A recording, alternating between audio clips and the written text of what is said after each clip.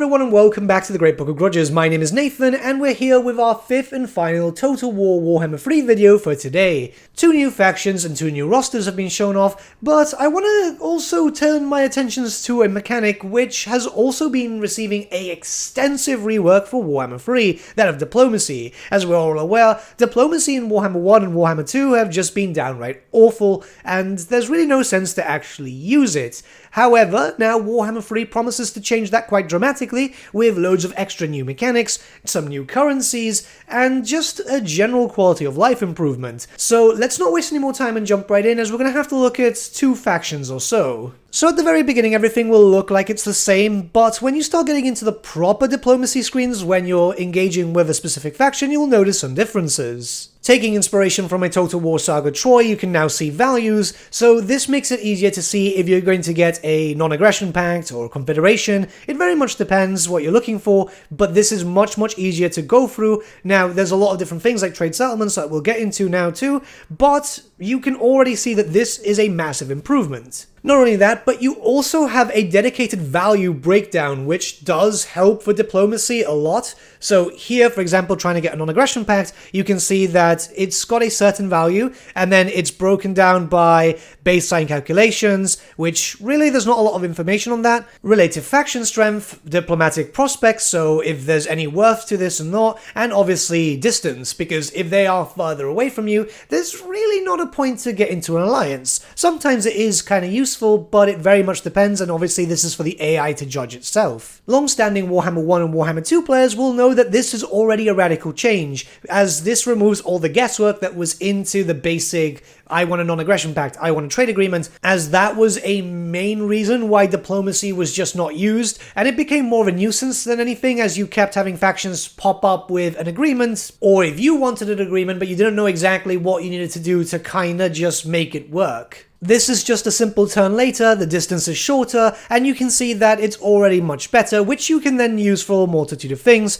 but you can also see that you can use other stuff as modifiers, so that was the non-aggression pact. But I also want, say for example, a trade agreement or military access. That also affects all the modifiers, works it more into the positive light. You want as much as that as possible, because it does work with your relations with the factions. It's very much dependent on what you want to. You can go bit by bit, but I've realized that going full out does help, especially for some other reasons. Like for example, with the Imperial Wardens, you can see that I'm on a 10 plus positive, so I could potentially then decide, well, I want some cash for this too. They are not the most strongest in terms of economy, but getting some extra cash and then being able to see the modifier there too, to know exactly if it's going to work or not for me. Still being able to get all the different pacts and treaties, but without being able to lose out on some potential cash. Obviously, when it comes to this, it's also rather important to note that you don't want to bankrupt a faction that might be useful for you at the very beginning. The Imperial Wardens themselves are the best example, as they are right next to me, yes, and normally you would want to take them,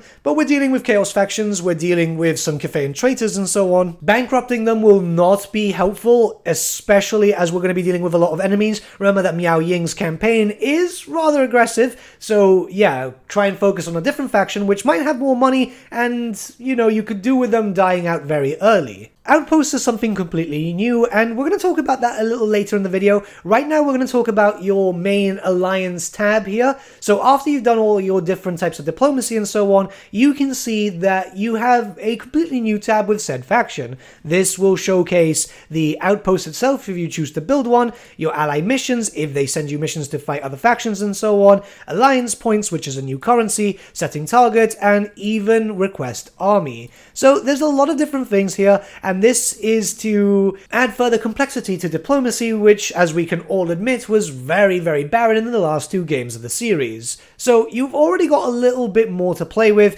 It gives you much more incentive to look around and to play around with it. Now let's get into more bigger specifics. Settlement trading is finally back in the Total War series. Well, it's been here for pretty much every other game but Warhammer for some reason. So, say for example you're taking over some regions because you've been dealing with some armies. Now you don't really need those regions, you just wanted to destroy those factions without raising the settlement. Normally you would just raise the settlement anyway, but in this case, one of your potential allies has that region but doesn't have that settlement. Well, you might as well pick it up and then trade it. You can then get some agreements, you can get some packs, or you can even get a bunch of money too. It very much depends, and that's what I'm doing right here. You see, Zhao Ming, my brother, is pretty much trying to take over the Wastelands. Now, I took over that region, the City of Monkeys, because, well, the Kefeyan rebels were there, and I just wanted to get them out of the way. Now, this works in my benefit too, as obviously trading a settlement, just giving it to him, is going to give me a lot of diplomatic bonuses,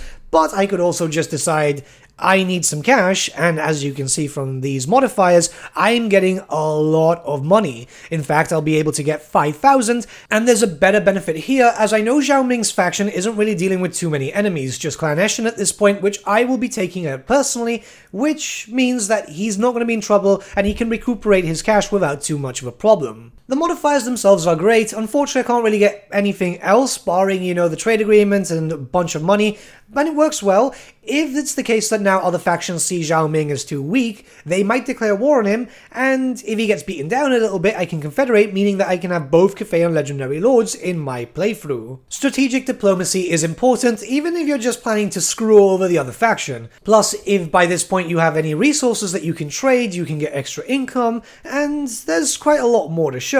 This isn't everything, and we're going to have to switch to a different faction, as a lot of the benefits here you won't really see in an area so closed up as Grand Cafe. Now, to further continue this video, we're going to look at the Demon Prince, as the fact is there are so many different factions around him that we're able to show off a lot more of the unique stuff and, well, just have a little bit more fun. So at the very beginning, you will notice obviously there are Norscan factions in Norska. Yep, surprise, surprise.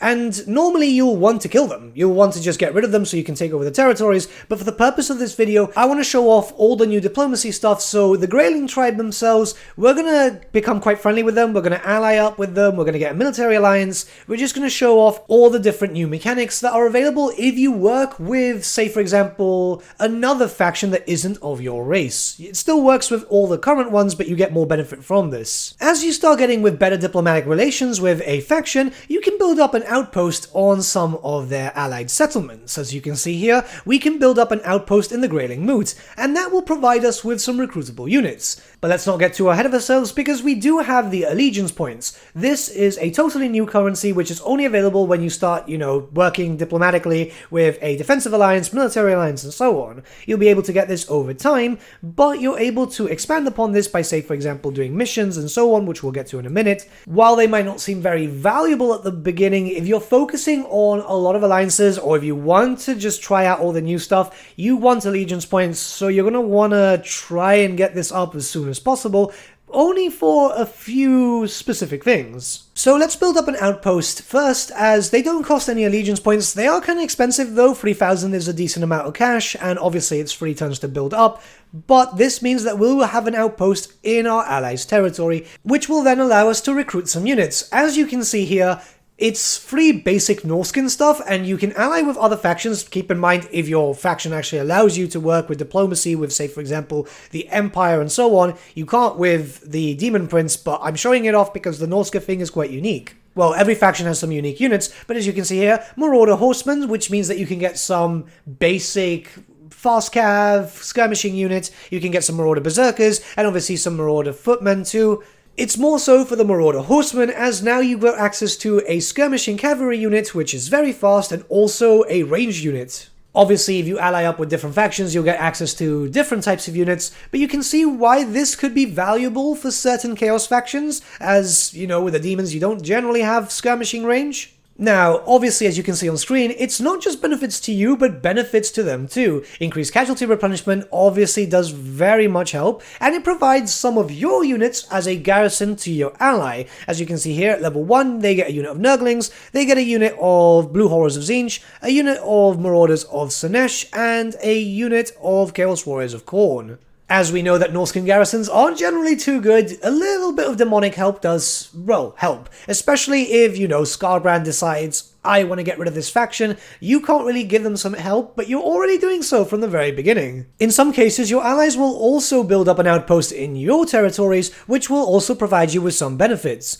However, you know, Norscan economy isn't great, so I don't know why the AI did this, I'm just saying. Either way, I'm appreciative of the extra casualty replenishment as I start at war with a lot of factions as the Demon Prince. I'm going to be invaded a few times, so this is quite helpful.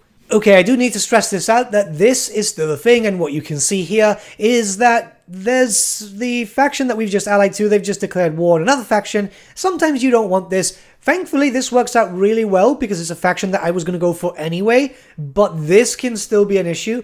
I haven't really seen this being done too much between other factions that I'm friendly with or I have other agreements with, so I'm not sure if they fixed that or not, but as far as I'm aware, this is still a thing, and it can present some problems. Mind you, if you're playing as a Chaos faction, you kind of want this because it's war. Now, you can upgrade the Outpost, which is going to give them better benefits like increased casualty replenishment and so on. It will lower the cost of allied recruitment cost outside friendly territory, which is not too bad, and it will just increase their garrison capabilities. You can see at the end, which is the third and final tier, you can get Plague Bearers of Nurgle, Bloodletters of Khorne, Demonettes of Sinesh, and Pink Horrors of Tzeentch protecting those Norskins.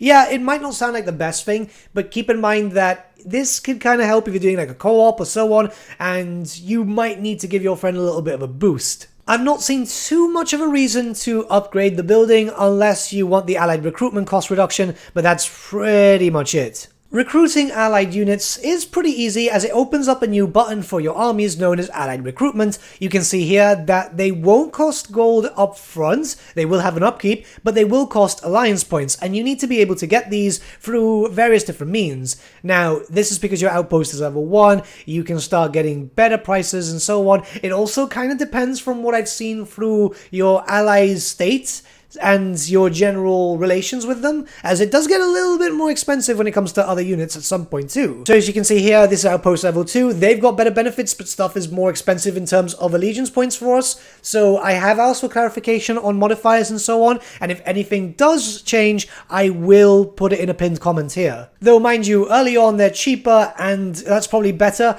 Right now I'm increasing the Outpost level, and I'm a little bit later in the campaign, which I wouldn't really need these troops maybe so much in the future, though mind you, the Marauder Horsemen are very useful, and you can get a maximum of 4, which isn't too bad. They're still also pretty cheap. And the prices haven't really changed with Outpost level 3, so I really do need some extra clarification just in case from the developers. So far, everything works as intended. You're obviously using this more to give benefits to your ally, though again, depending on what units you could get from them, it could change up your playstyle. Being able to recruit for them isn't too much of an issue. Allegiance missions will also be a really good way of getting allegiance points. It is rather important to check up this tab if you're hoping to get more points quicker. This one's pretty good because it's literally the faction that they just declared war and brought me into, and, well, I've got an army up there with, well, it's a full Blue Horror stack. It's 13 points, they do vary with the worth, and if they're fighting more factions that you're fighting, or they're just fighting alone, they will offer up these missions. You will sometimes forget to check this tab, I've done that too, but if you just check every few turns or so, you're going to be fine. Funny enough, the faction tried to ambush me with a second army too, and yeah, it's not going to go well for them because I've got a full Blue Horror stack and they do a decent amount of damage, plus early Norskins, not so great. Now what's important to know here is that obviously if you're fighting multiple factions, they won't just jump in at the same time in the battle, there is a reinforcement time too, and if you get ambushed, this is rather important to know, you can escape, like for example you could do in a Total War 3 Kingdoms and so on. So it's a nice quality of life change, which obviously does help for some people. However, I don't need it here. I am just smashing these guys out of the way with no problem whatsoever. When you're allied with a faction, you can also see their intentions through the map. So as you can see here, the Norscan faction I'm allied to wants to go and attack Nordland. This is good to know for a few reasons. First off, it's nice to know that the ally is actually going to try and do something, especially since before, you wouldn't really be able to tell what they're doing, and yeah, it's just usually the case. Now, there's a direction. You know that they're going to send down armies that way. If you want to do so at the same time, you can. It's very much, if you want to work with your ally, you can.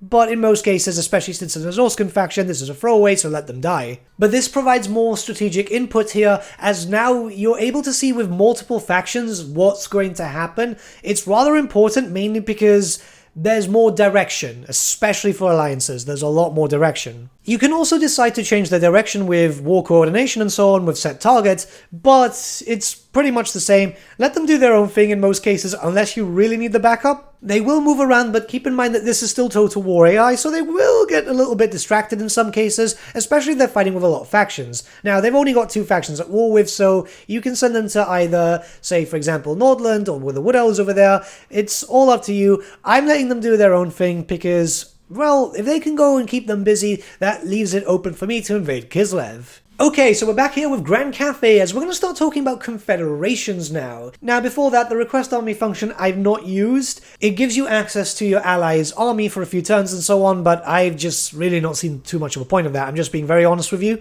Now, when it comes to Confederation, there's a few changes. Obviously, the modifiers come into effect and so on.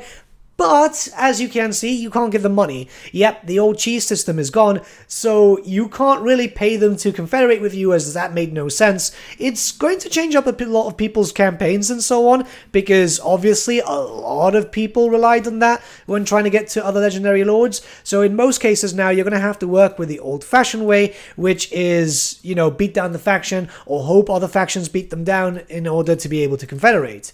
Now, there is something else which can come into effect too. You can now threaten factions, which, keep in mind, can tank your reliability if it doesn't go well. How this works is you can pretty much just threaten them, and if it doesn't go well, you will be forced to war and your reliability will tank very hard, which really much depends on your difficulty for your campaign. It might not be so much of an issue if you're on easy or normal, but if you're on legendary, that will become an issue. I have tested it myself a number of times, and unless you're very, very, very powerful, then unfortunately it's not going to work. It's just one of those things. Of course it makes sense that they wouldn't just willingly confederate, and unfortunately you can't force the threaten function on a minor faction that you're already at war with if you're doing a peace treaty, which I guess kind of makes sense. It's just one of those things. It will work, it won't work. I've tried it even with some safe scumming just to see how it would work a few times later, a few turns later,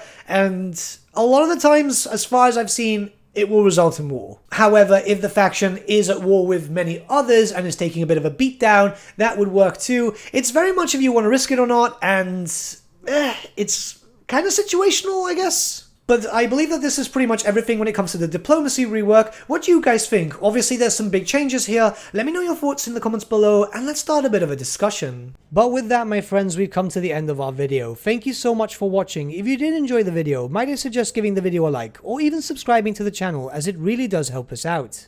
In the description section below are various links to different social media platforms such as Facebook, Instagram and Discord. Also in the description section is an affiliate link with Element Games where you could buy loads of hobby-based products, not just Warhammer, for 10 to 25% off. Making a purchase using that link and also our special code, which is also in the description, supports the channel at no extra cost to you, which we think is rather cool. A big thank you to our patrons. Your support means the world to us. It's amazing that people want to help a small channel like us grow and get to a higher level of content. A big thank you to Gibraltar LUSC, Ryan Bertsche, Andrew Prince and Okro for subscribing to us at our Fane level. You guys are super cool. And a big thank you to Edward Yule, VS Vasan, Aaron Whitman and Shaggy for subscribing to us at our King level. Honestly, we can't thank you all enough. And lastly, a big thank you to all of you for liking, sharing and commenting on these videos. Honestly, it's because of you guys that the channel's been growing at such a great pace lately, so we can't thank you all enough. But with that, my friends, thank you so much for watching once again, and we shall see you all again very, very soon. Have a good day.